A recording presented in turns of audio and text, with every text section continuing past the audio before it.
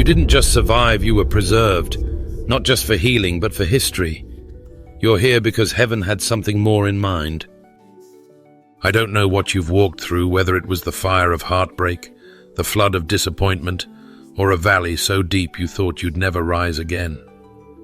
But I came to tell you something sacred, something heaven wants you to hear loud and clear. You are not just a survivor. You are living proof that miracles still happen. The breath in your lungs isn't ordinary. It's divine evidence. You're walking, breathing, enduring confirmation that God's hand is still moving. Maybe the enemy tried to convince you it was just luck. Maybe people downplayed your comeback, reduced your resilience to coincidence. But let me speak life over you right now. What you survived wasn't random.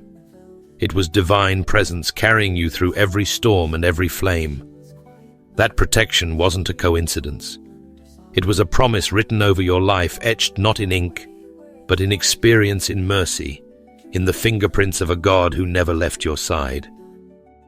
Romans 8 verse 28 declares that all things work together for good to those who love God. That means even the detours, even the delays, even the disasters, you didn't just come through them. God used them to shape you, to refine you, to mark you.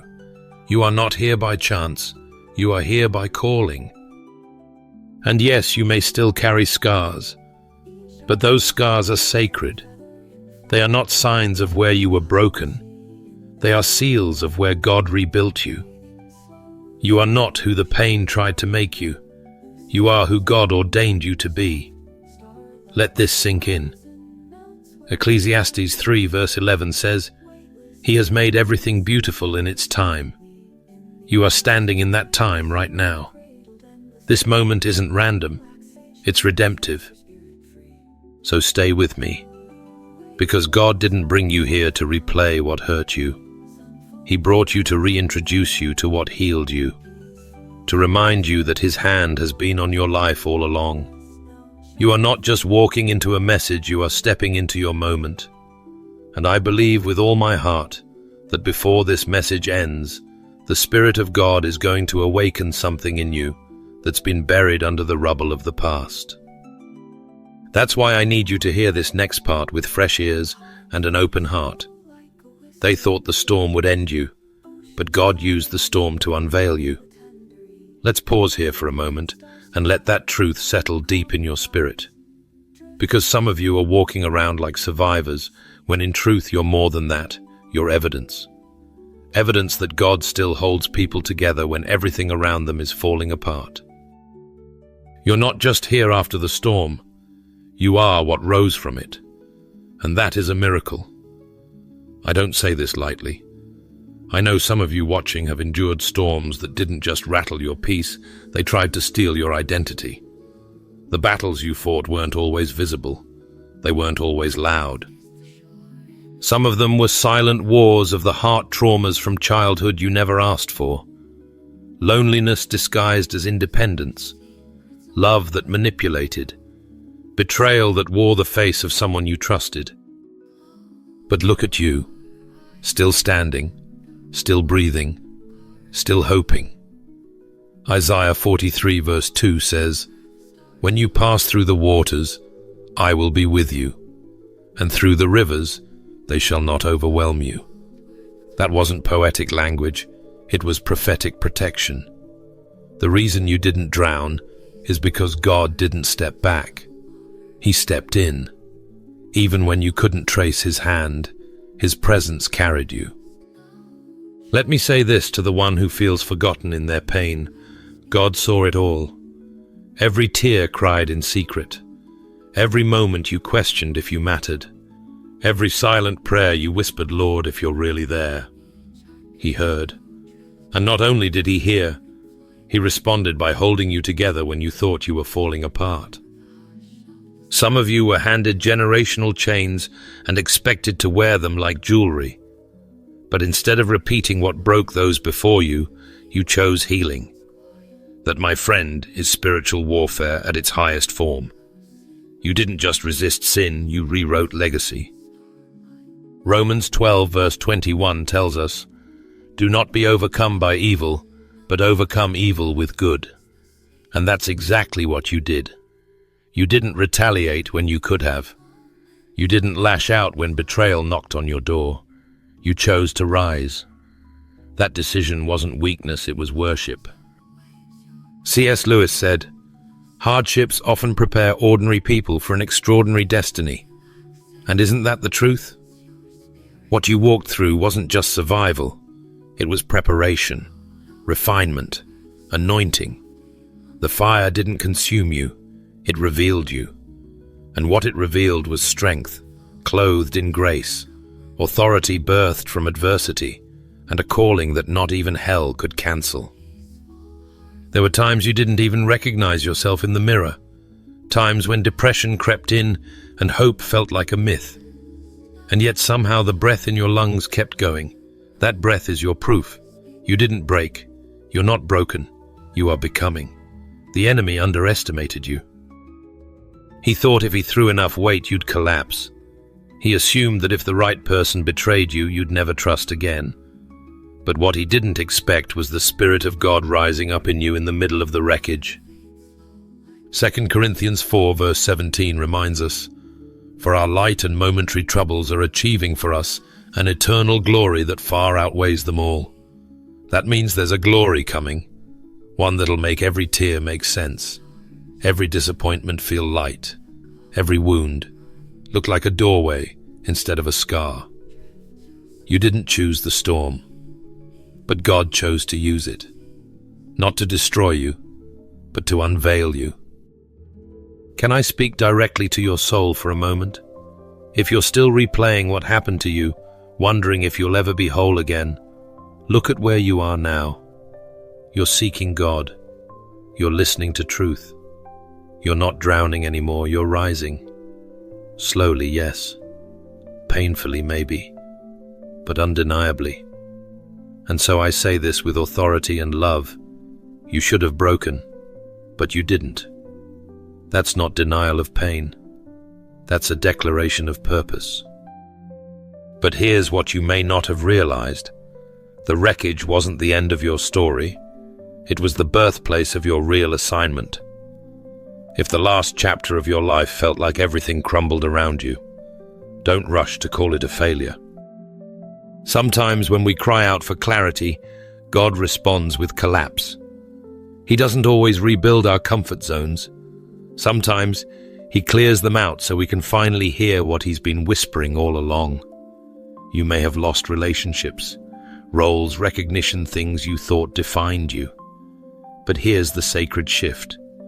What if that loss was never rejection, but redirection? I feel this deeply for someone watching right now.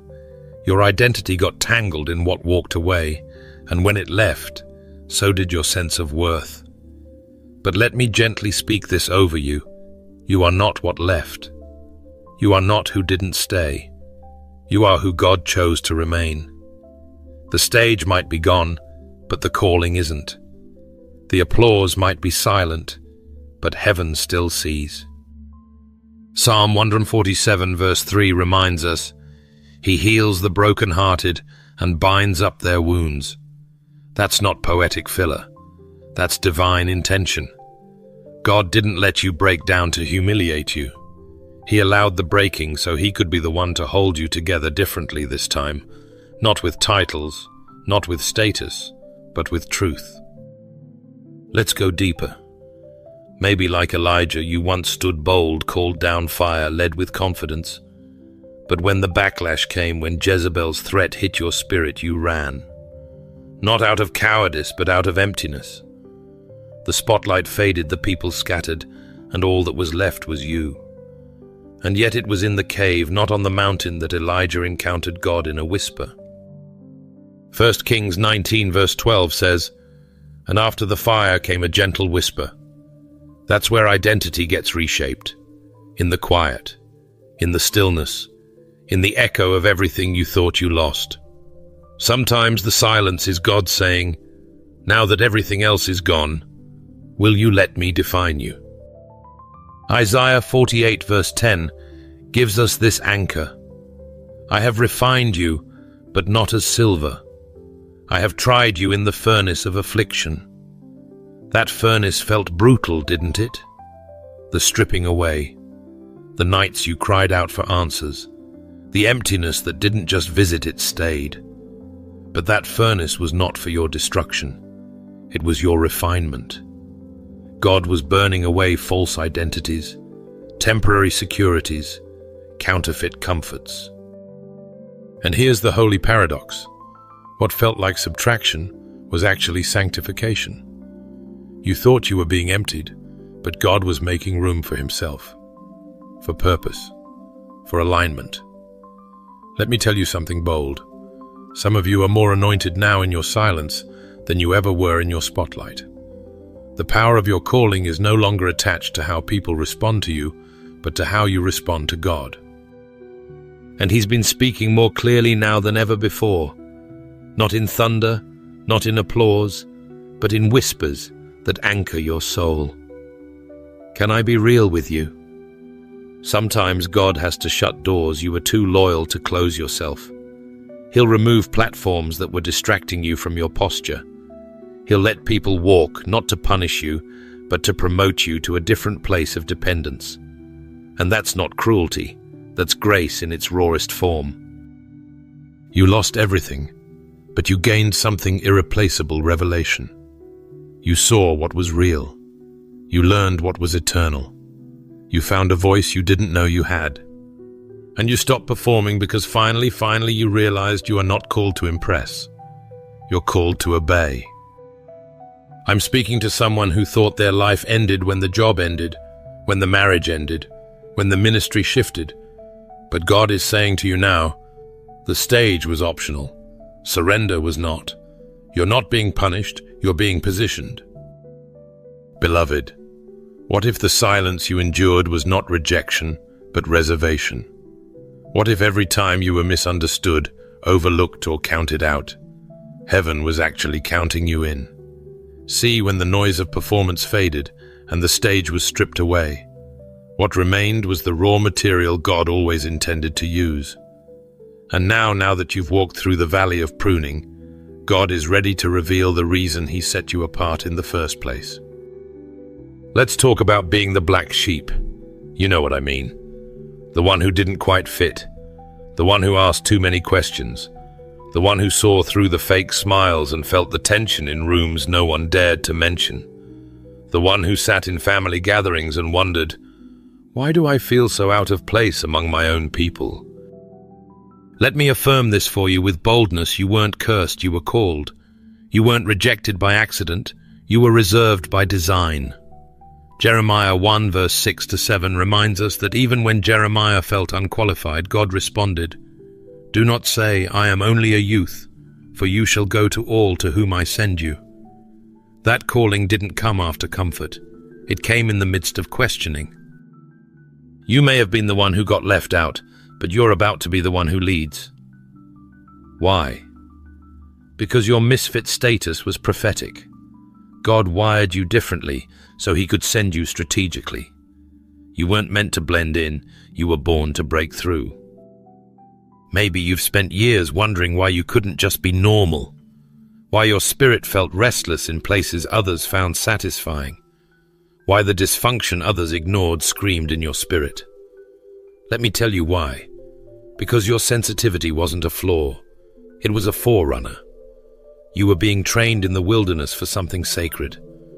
And I need you to hear this. That tension you carried in silence is now the oil of your anointing. Think about Moses.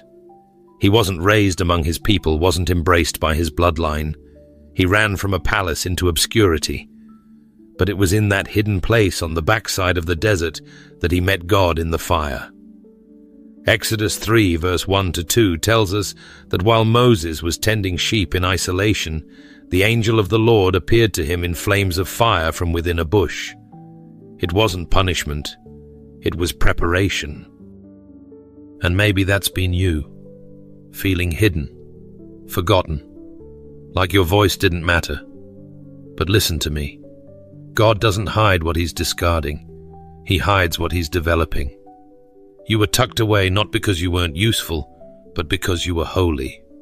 reserved, set apart for a time such as this. And yes, the leadership calling on your life doesn't always look glamorous. It's not about the spotlight, it's about the sanctified burden you carry. Real leadership costs. It's born out of empathy, carved from pain, refined through rejection. And that's why your words now carry weight. What once silenced you has now become your strength. That's not coincidence, that's divine reversal. Romans 12 verse 6 to 8 speaks directly to this. We have different gifts according to the grace given to each of us. If it is to lead, do it diligently. This leadership isn't about platform, it's about posture. You've been positioned not to perform, but to shepherd, to discern what others can't see, to carry wisdom wrapped in wounds. You were the black sheep, yes, but now you lead the flock, not by force, but by faith. Not with pride, but with the humility that only comes from knowing what it's like to be on the outside looking in. Friend, let me speak to your soul for a moment. You've spent enough time shrinking back, thinking your uniqueness disqualified you. But today God is saying, you weren't cast out. You were called out.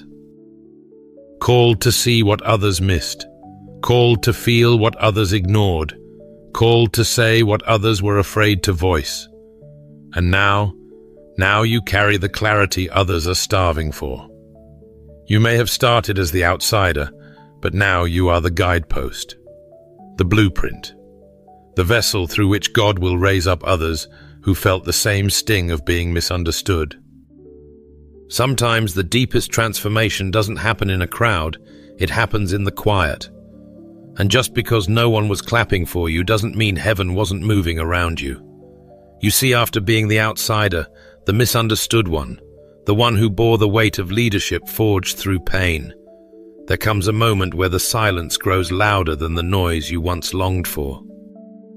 Psalm 23 verse 4 says, "Even though I walk through the valley of the shadow of death, I will fear no evil, for you are with me." The valley does not always come with company.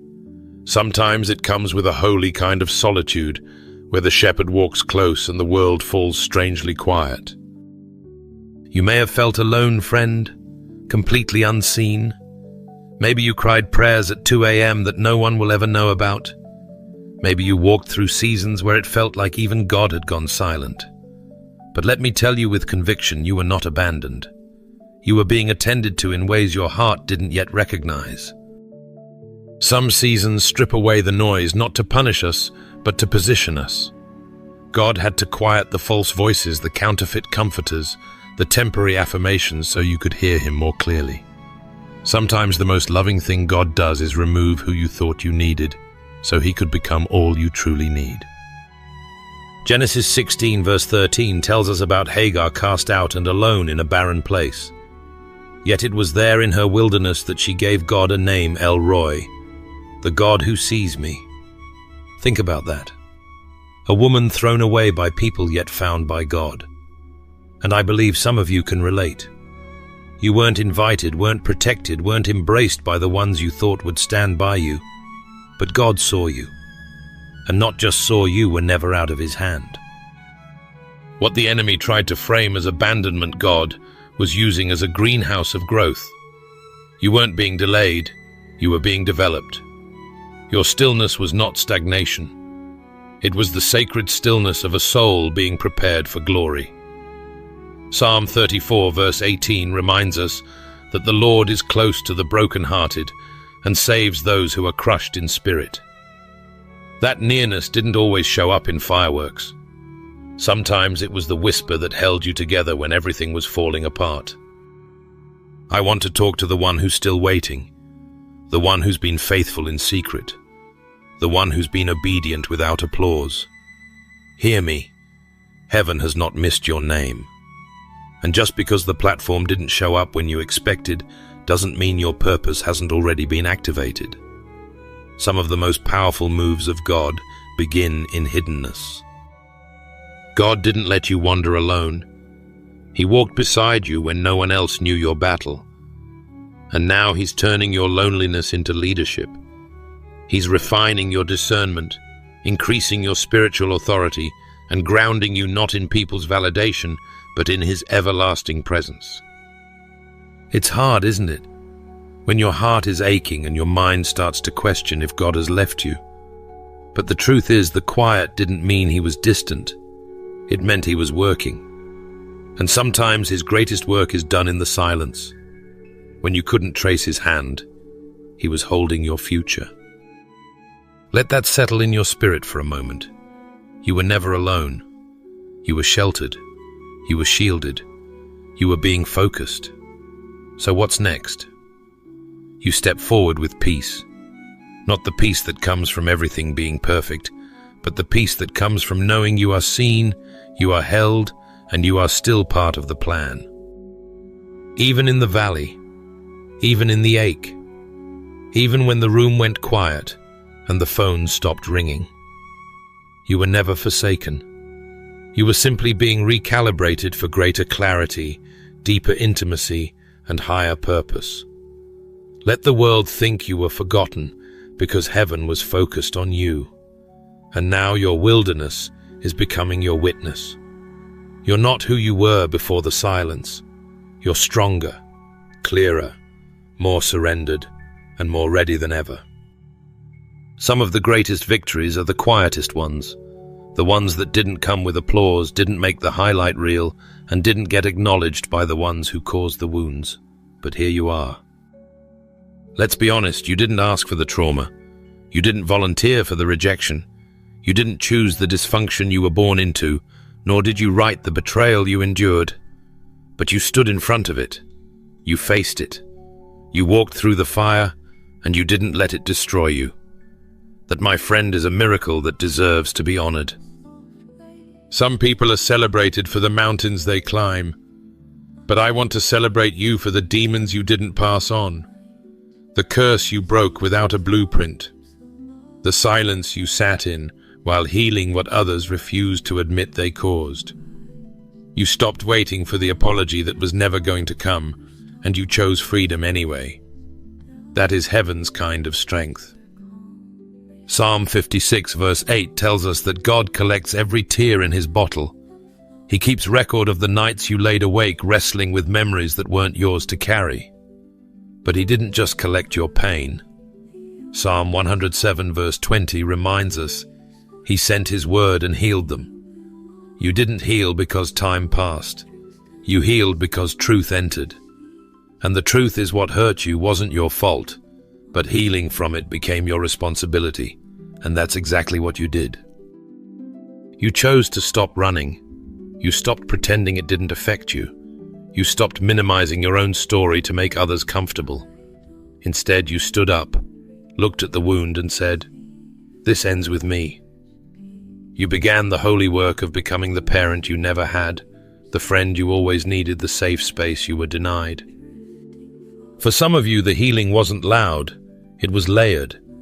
It looked like praying when no one was watching, setting boundaries that made others uncomfortable, sitting with your own soul in therapy or prayer, learning how to reparent the inner child who was told to stay quiet.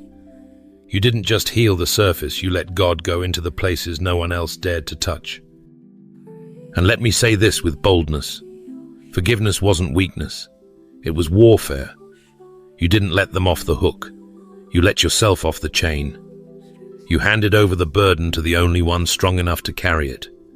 You stopped waiting for closure from people who were never open to begin with, and instead you stepped into the arms of the one who never closed his heart to you.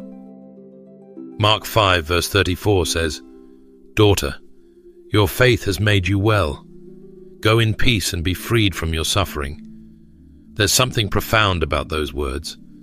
Jesus didn't just stop the bleeding, he declared peace over the woman's life. And today I declare that over yours. You didn't just survive, you were made well. You didn't just recover, you resurrected. What tried to bury you became the very soil that held your purpose. I need you to understand something sacred. Your healing wasn't selfish. It was generational redemption. You didn't just choose to feel better. You chose to be better for your future, your family, and your faith. Every chain you broke will never be forged again, because where you surrendered, the cycle was shattered. You know exactly what I mean, you've lived it. You know what it's like to cry alone in a bathroom while smiling for others. You know what it's like to forgive people who think they did nothing wrong. You know what it's like to carry yourself with grace while grieving a version of life you never got to live. But take heart, you are not invisible. Heaven saw every step. God witnessed every layer of your becoming. He didn't just watch you break, He watched you rebuild. And now every scar has turned into a signpost for someone else's freedom. You didn't just heal for you. You healed for the ones who will come after you. You healed to prove that the story doesn't have to end in bitterness. You healed to testify that Jesus still mends what man breaks. So take a deep breath. Lift your head. Walk forward not just as someone who survived what wasn't their fault, but as someone who carries the authority of one who overcame it. Some of the deepest anointing flows not from comfort, but from a cracked place, a vessel still mending, still aching, still trying to catch its breath. That's where God often chooses to speak the loudest. You see, you weren't just surviving your storm, you were prophesying in the middle of it. While bleeding, you built. While limping, you led. And that's not weakness. That's warrior DNA. That's kingdom strength. You didn't wait until you had it all together. You didn't wait for the perfect moment. You didn't wait until the ache was gone before offering others hope. While your heart was still patching itself back together, you were out there handing out encouragement, like healing was your full-time job. And somehow it was. Let me speak something over you. You didn't fake it. You flowed from faith. That wasn't performance. That was perseverance wrapped in obedience. And heaven saw it. God, who never misses a single tear or gesture of compassion, recorded every moment you poured from your emptiness to bless someone else. Galatians 6 verse 2 says, "Carry each other's burdens, and in this way you will fulfill the law of Christ." Do you know how powerful that is? It means that even when you felt burdened yourself, you were still fulfilling divine purpose by lifting someone else. That's not just survival, that's sacred service. There are those of you listening right now who've led others in worship while secretly weeping in your own valley. You've prayed over others' healing while silently asking God why yours hasn't come yet. And I want to pause right here and say, I see you. God sees you. That kind of sacrifice is not lost in the noise of heaven. It echoes louder than we can imagine. Think about Peter on the day of Pentecost. Acts 2 verse 41 says, "Those who accepted his message were baptized, and about 3,000 were added to their number that day." But let's not forget this was the same Peter who had recently denied Christ, who was still healing from shame and regret. Yet he stood up wounded but willing, and God moved through him mightily. Why? Because God doesn't wait for perfection to use someone. He looks for surrender. You too were chosen not because you were whole, but because you were willing. And somewhere along the way, your compassion became your currency. The very wounds you once tried to hide became the bridge to someone else's breakthrough. And in comforting others, you were comforted. What if I told you that your crushing wasn't just pain, it was preparation? What if your closeness with God wasn't found in the moment of your success, but in the intimacy of your heartbreak? That's where true ministry begins, not in the spotlight, but in the quiet spaces where tears and trust meet. It's in those sacred broken moments that God draws near, not to fix you like a project, but to hold you like a promise. Let's not forget Jesus himself ministered from a place of suffering. He gave life while giving his own. And you created in his image have mirrored that in ways you didn't even realize. You've become the balm you once begged God to send. That's not just healing, that's divine transformation. You didn't wait for perfect peace to speak peace. You didn't wait for full clarity before guiding others out of their fog. You stepped forward not because you were ready, but because you were called. And that call didn't come to the strongest version of you. It came to the surrendered version. The one still trembling, but saying yes. So, if you've ever felt like your efforts went unnoticed, hear me now. Heaven kept every receipt, every prayer whispered through pain, every word of encouragement you gave while your own heart was breaking, every late-night intercession you made for someone else while wondering if anyone was praying for you. This is your confirmation it mattered. You mattered. And what you gave even while grieving was holy. You've carried others when no one carried you. And now, by the grace of God, you're still standing not just as a survivor, but as a sign. Sometimes the greatest miracles don't come wrapped in fireworks. They come quietly, gently, almost unnoticeably, like morning light spilling through a cracked door.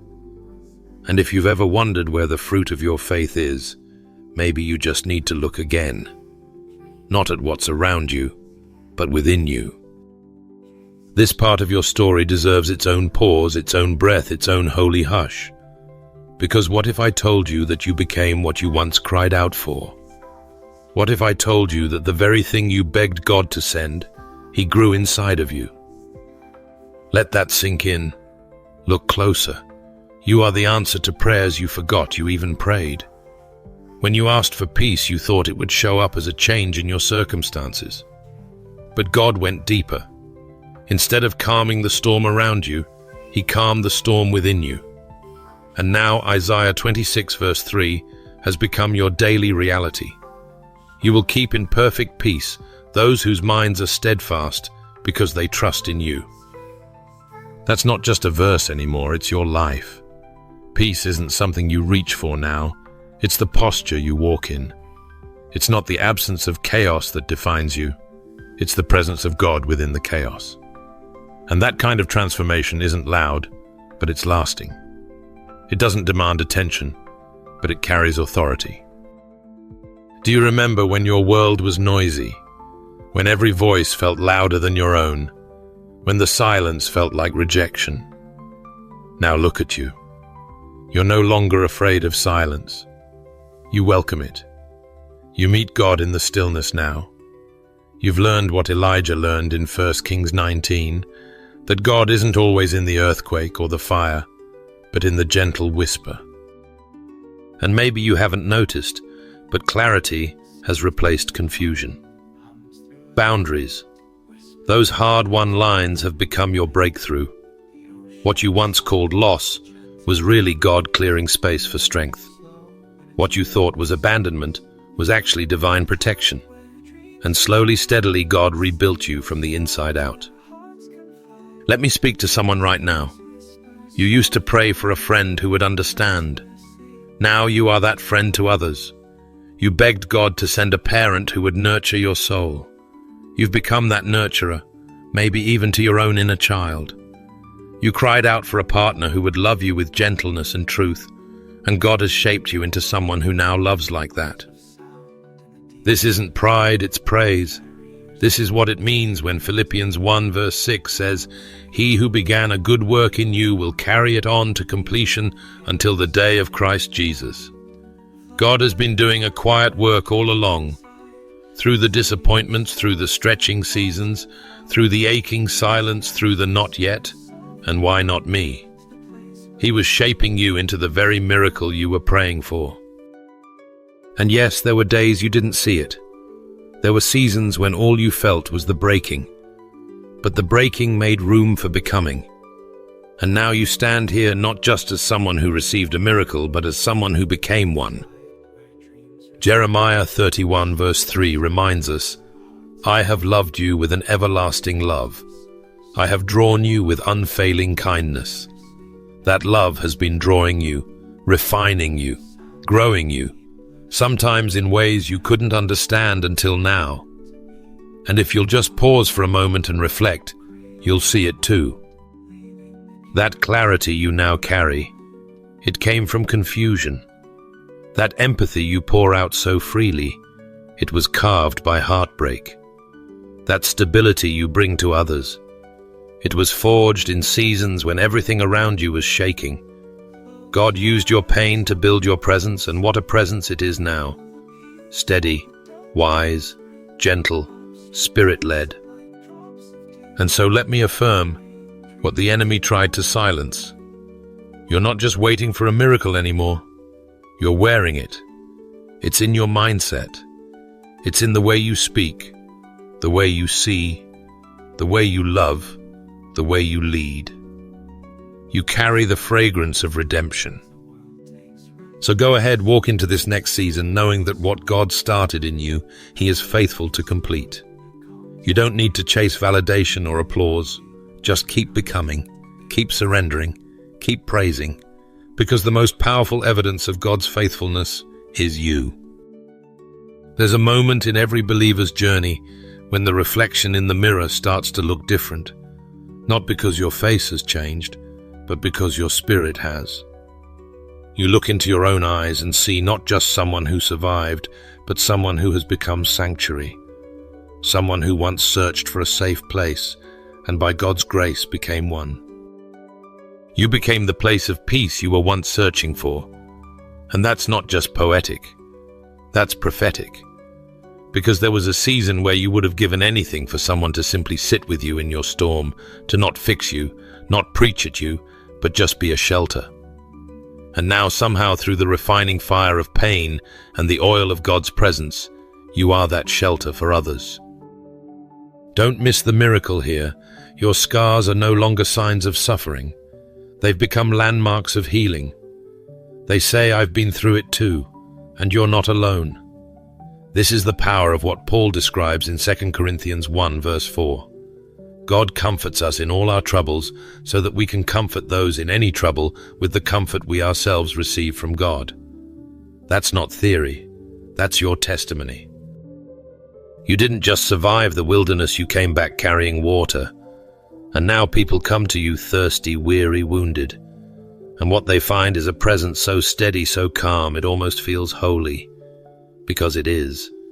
It's the holiness that comes from having been emptied out and filled by grace. It's the sacred stillness of someone who has been through storms and now carries peace like an anointing. You love with a depth that can't be taught in books. It was birthed in silence through nights when no one knew the ache you carried. You loved even when you weren't being loved back. You forgave even when the apology never came. You prayed for others while your own heart was breaking.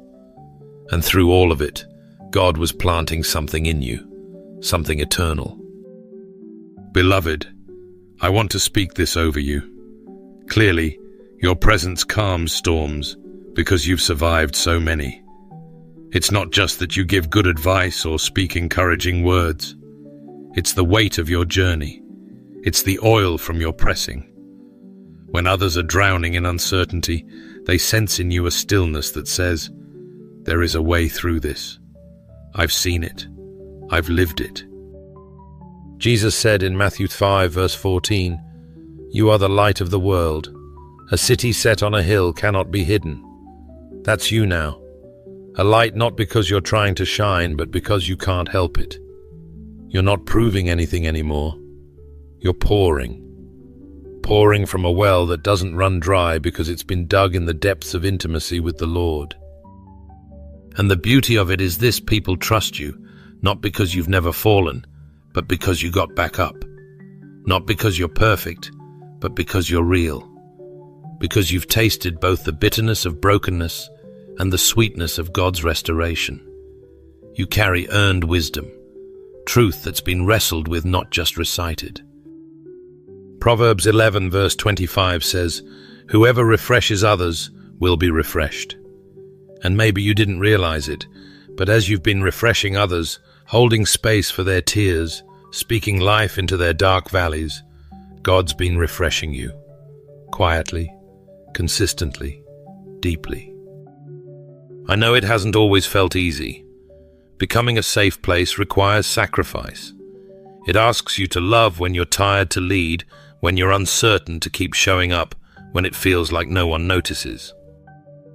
But let me remind you of something holy. Heaven has recorded every quiet act of compassion, every whispered prayer, every moment you offered peace to another soul. And now, without fanfare, without needing validation, you walk into rooms and bring comfort just by being you. That's legacy. That's leadership. That's Jesus alive in you. Sometimes we spend our whole lives scanning the horizon, searching for some thunderclap moment that will finally prove we're worthy, we're chosen, we're miraculous. But what if I told you you've been looking in the wrong direction? Stop waiting for the evidence. Look in the mirror. You are the miracle. Not becoming. Not on the way. Not someday. Now. Right here as you are battered maybe, but not broken. Scarred, yes, but shining with the glory of a God who does not abandon his workmanship halfway.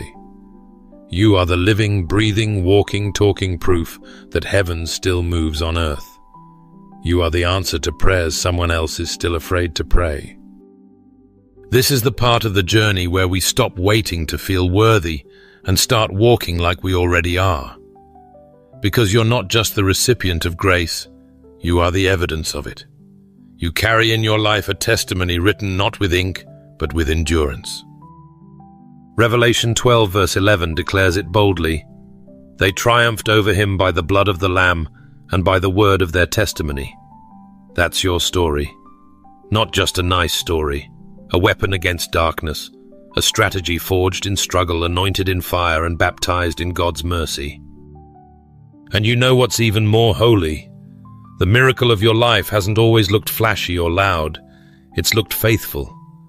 You showed up when no one clapped. You prayed when no one saw.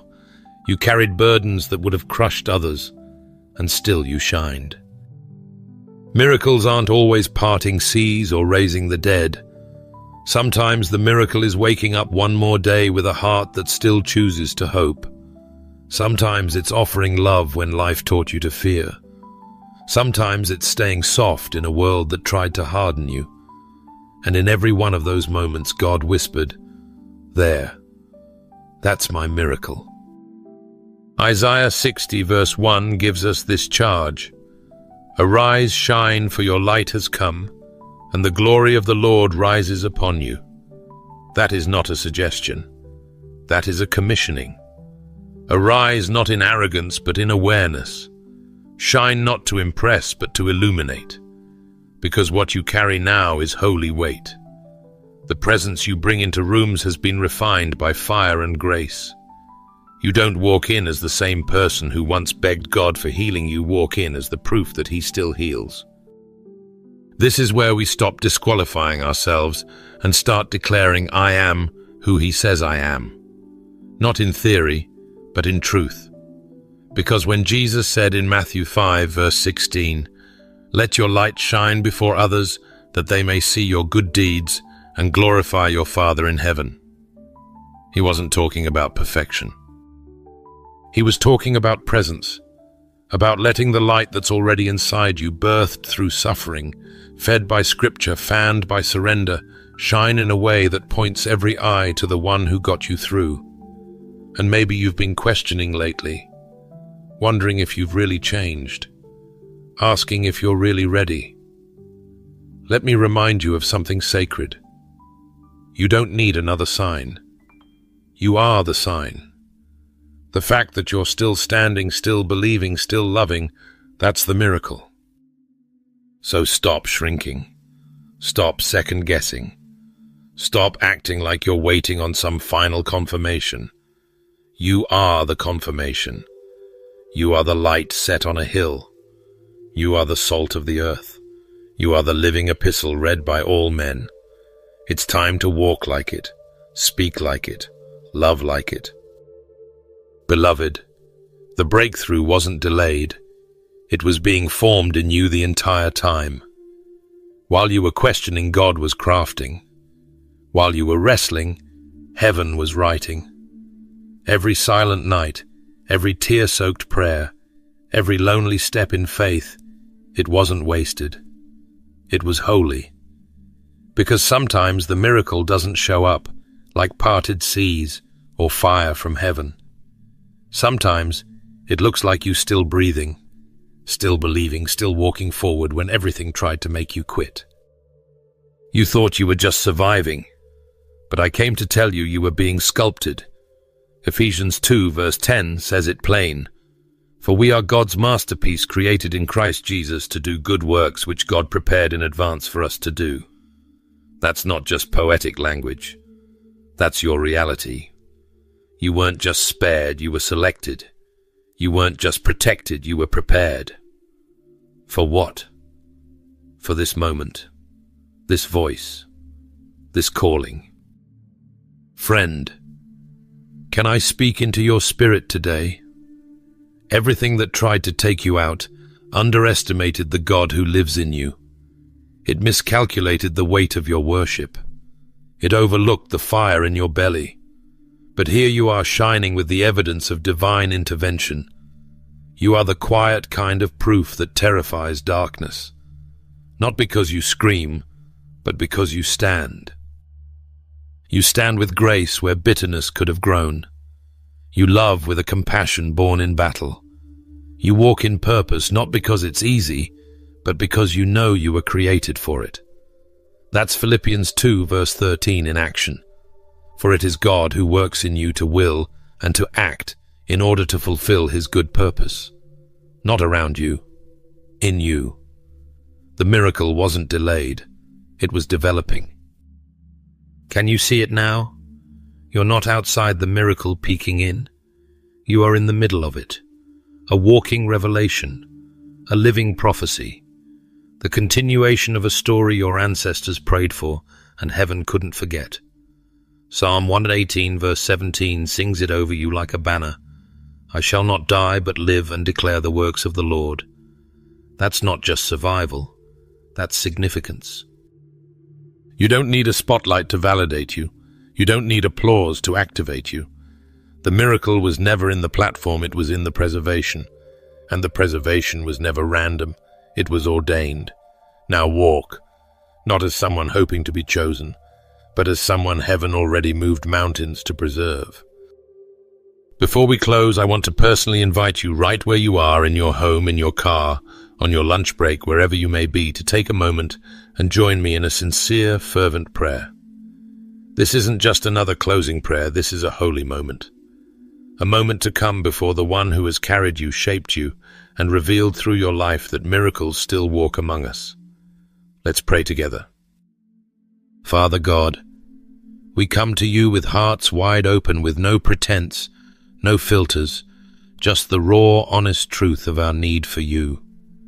We thank you not just for what you've done, but for who you are. You are the God who sees us when the world overlooks, the God who speaks life when everything around us feels like death. And right now, Lord, we pause to honor the sacred work you've done within us. God, we confess there were moments we thought we wouldn't make it, moments we doubted, broke down, questioned everything. But you, in your mercy, never let go. You held our hearts, even when our hands stopped praying. You were faithful, even when we were falling apart. And today, with breath in our lungs and a fire still flickering in our spirit, we say thank you. Thank you for not letting our story end in despair. You, Lord, turned what tried to destroy us into fuel for our faith. You pulled us from the wreckage, not so we could stay silent, but so we could shine. And God, today we realize we are not waiting to become miracles. We already are. Not because of perfection, but because of your presence. You took our fractured pieces and made something beautiful. You breathed on the dry bones of our past and said, "Live." And we did. So now, God, we ask you to continue your work in us. Don't let us forget that what we carry is sacred. Help us walk in boldness, not fear, in clarity, not confusion, in joy, not shame. Let us wear our scars as testimony, not as reminders of pain. May the world see your fingerprints on our lives and recognize that only God could have done this. Lord, strengthen those who are still in the middle of their miracle. Speak to the weary, the ones who are holding on by a thread. Let them know you haven't forgotten them. Let them feel your nearness even when the road feels long. Give peace to the anxious heart, courage to the trembling soul, and rest to the exhausted spirit. Wrap them in the assurance that if you've brought them this far, you won't stop now. And Father, teach us to honor our journey, not to hide it, not to rush it, but to embrace it. Let us love ourselves the way you love us, wholly, tenderly, truthfully. Let the shame of yesterday lose its grip, and let grace become our rhythm. Make us into vessels of compassion, of wisdom, of healing, not for our glory, but for yours. Let our lives point to you. Let our strength testify of your mercy. Let our healing reveal your faithfulness. Let every step we take be soaked in the wonder that we are still here, still chosen, still being used for something greater than we can even imagine. God, we know this isn't the end. It's just the beginning. Commission us now to carry this awareness wherever we go. Let us live awake, alert, alive to your spirit. Let us speak with authority and walk with humility. Let us love without limits and give without fear. And may every person we encounter feel the warmth of your presence shining through our lives. You didn't just save us to sit still. You called us to rise, and by your strength we will. We are the proof that you are still working miracles. In the holy, matchless, powerful name of Jesus we pray, amen. If this message has stirred something deep within you, I warmly invite you to like this video, subscribe to the channel, and share it with someone who may need to be reminded that their story isn't over and that miracles still walk among us. Thank you for being part of this faith-filled community.